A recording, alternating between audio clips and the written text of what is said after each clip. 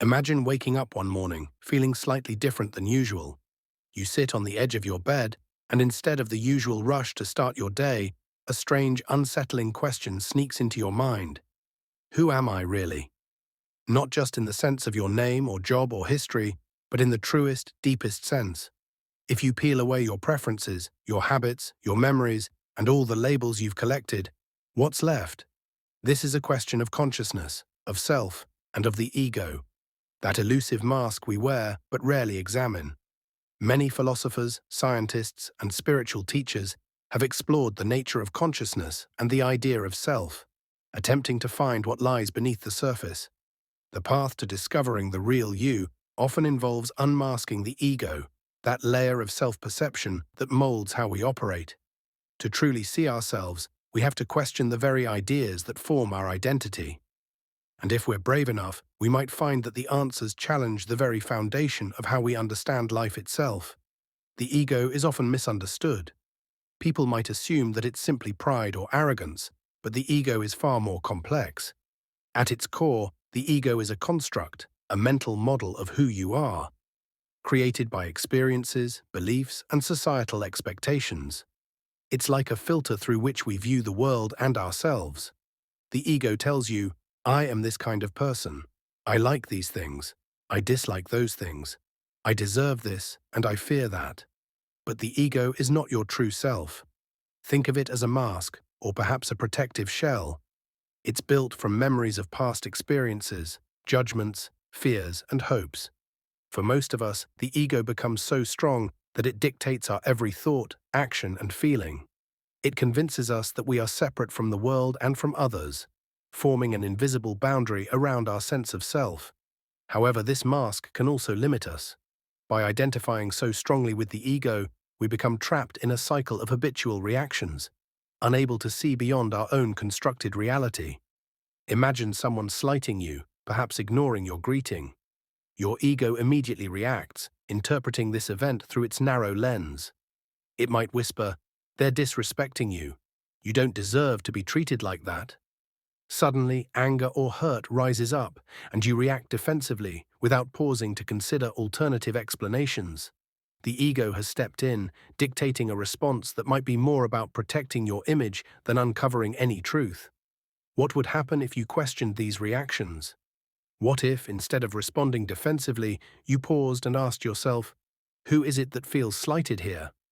Why does this bother me?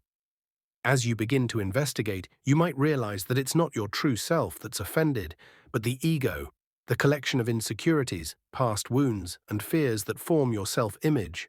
Exploring consciousness and self-awareness involves peeling back these layers, one by one. Spiritual practices like meditation or mindfulness encourage us to look beyond the ego, to quiet the mind and notice the space between thoughts. In that space, without the constant chatter of the ego, you might catch a glimpse of something deeper, a consciousness that exists beyond labels and judgments. This deeper consciousness is often described as the witness or observer. It's that part of you that notices your thoughts, emotions, and reactions without judgment. The witness is neither afraid nor attached, it simply observes. This is the true self, the core of who you are, unbound by the limitations of the ego. As you go deeper into self-inquiry, a fundamental realization may emerge. The concept of I might not be as concrete as it seems. Many ancient spiritual traditions, from Buddhism to Advaita Vedanta, argue that the self we experience, our personal identity, is an illusion created by the mind. According to these teachings, our true nature is not separate from the universe. Rather, it is a part of a vast, interconnected web of consciousness. Imagine you're a wave in the ocean. From the perspective of the wave, you appear separate, unique, with your own shape and direction. Yet at the same time, you're made entirely of the ocean itself. The boundaries are an illusion. Similarly, our sense of separation from others and from the universe is a product of the ego. The ego says, I am this and you are that, while the deeper consciousness says, I am connected to everything, I am everything. In this state of awareness, known as non-dual consciousness, the idea of self dissolves. There is no longer an I that needs protection, validation, or superiority. Instead, there is a profound sense of unity and peace. People who have experienced moments of non-dual consciousness often describe it as deeply liberating. Without the constraints of the ego, life takes on a new lightness and freedom, filled with compassion and understanding. This journey to unmask the ego and encounter the true self isn't easy. The ego doesn't like to be questioned. It will defend itself, often by convincing you that you are defined by your possessions, achievements, or relationships. It's afraid of losing control because, for the ego, unmasking feels like a death. One way to face this resistance is to practice self-inquiry. Ask yourself simple questions like, who am I beneath all my titles and roles? What remains when I strip away my opinions, beliefs, and fears?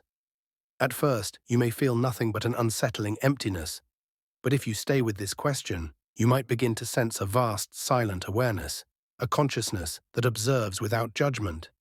This is your true self. Psychologist Carl Jung spoke of the shadow self, the parts of ourselves that we hide or deny. By confronting the shadow, we acknowledge the aspects of ourselves that our ego hides away.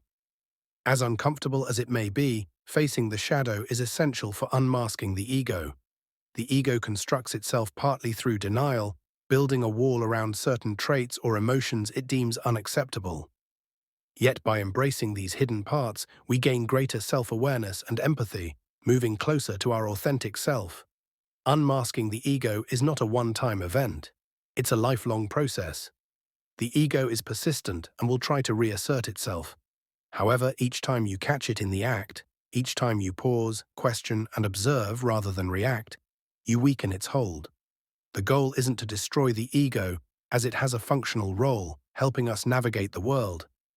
Instead, it's about developing a healthier relationship with it, understanding its limitations, and freeing ourselves from its control. A person who has unmasked the ego and connected with their true self begins to operate differently. Their actions are no longer driven by fear, comparison, or the need for validation. Instead, they act from a place of genuine compassion, creativity, and wisdom. They become more resilient, unshaken by external praise or criticism, because they know that their worth doesn't depend on others' perceptions. Relationships transform too, as they no longer see others through a filter of judgment, but recognize the same